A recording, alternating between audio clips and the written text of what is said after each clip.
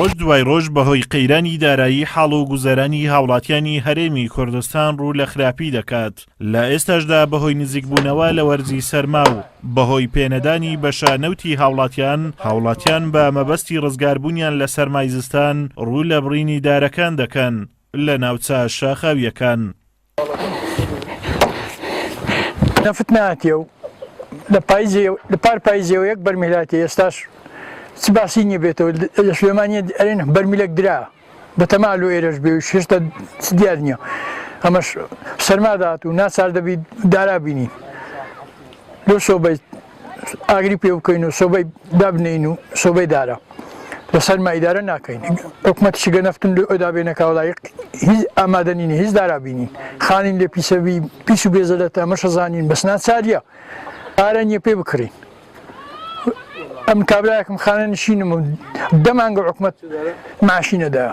هاوڵاتیەک دەڵێت ماوەی 6 ساڵ بوو وازمان لە هێنانی دارهێنا بوو بۆ وەرزیستان بەڵام ئەم ساڵ ناچارین داربێنین. ئەمە لە کاتێکدایە لە ئێستا هەناردەی نەوتی کوردستان لە چاو 6 ساڵ بەر لە ئێستا زۆر زیادی کردووە کەچی نەوت بە هاوڵاتیان نادرێ.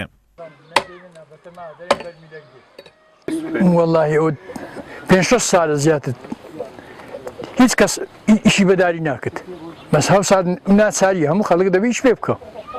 ئاگاڵان نفتن هەبا ئەمە نفتیان دابینێ حکومەت پارەی دابینێ بە 30,000 با نفت نەکڕی معاشی خۆن تەواویان معاش دابینێ و معاش وەرگرت بە ئەگەر هەن نفتە بام حەزمە کرد دەوخانەیەدا سۆبەی دارا دابنێن کەس حەز ناکە ئەوم شتی و دووکەر و بەزم و ڕزم و بەراوەڵ حیلاز نییە. هاوڵاتیان خۆیان دەڵێن پێمان ناخۆشە داری دارستانەکان ببڕین چونکە سەرەڕای ئەوەی ژینگەی ناوچەکە تێک دەچێت خۆشیان ماندووبوونێکی زۆر دەبینن لە هێنانی دارەکان بەڵام ئەوان دەڵێن حکوومەتی هەرێم بێباکە و باچی بە هاوڵاتیان نەماوە و نەوتمان پێنادات و لە توانەشماندانیە نەوت بکڕین بۆیە ناچارین لە پێناومانەوەی ژیانمان و ڕزگاربوونمان لە سەرمای سەختی زستان دار بهێنین. ڕاستی جێگای داخە یعنی ئەمە زۆرمان پێ نەخۆشەکە ئەو سروشتە جوانەی کوردستان ئەو دیمەنە جوانانە یعنی نەمێنێت بەڕاستی جێگای داخە بەڵام حکوومەت ناچارمان دەکات ئەگەر نەوت نێ و ئەگەر پارە نەبێ کە بتوانانی نەوت پێ بکڕی ئەوە ناچاری کە دار ببڕیەوە داربڕینەوەش بەڕاستی شتێکی زۆر ناخۆشە بۆ سروشتی کوردستان.